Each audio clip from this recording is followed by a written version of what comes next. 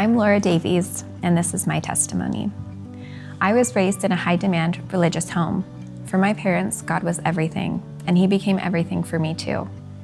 If you had asked me as a 14-year-old, I could have told you I didn't just have faith, I knew.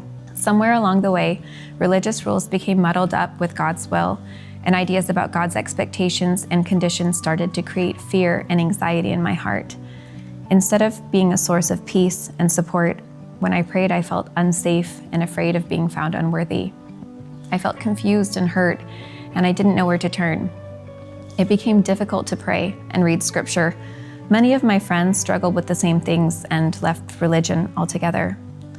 I knew that I wanted to raise my kids to know God, but the only path to God I knew was full of shame and fear. I didn't know how to make sense of the contradictions between the tender, loving experiences that I had had with God and my paralyzing fear that by leaving my faith tradition, I was spiritually dooming my whole family.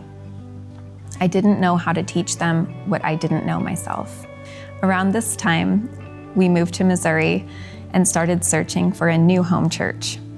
The first time we visited Sunrise was a communion day, and hearing Pastor Jim invite all to partake with no conditions was a balm to my aching heart.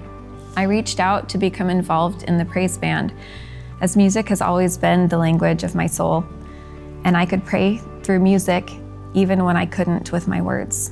When I didn't feel strong, I leaned on the words of Matthew 18:20, where 2 or 3 are gathered together in my name, there I am in the midst of them. I cried in church every Sunday for months as I slowly began putting the pieces of my faith back together. I realized that my fear and unsteadiness was coming from inside myself, not from God, and that He was waiting right there for me to reach Him all along. For the first time, I felt hope that leaving the church of my youth did not mean leaving Jesus, and that His grace is enough, even for this. Since that time, I have been slowly letting go of my fear and coming to know the true character of God and to reflect His love to those around me.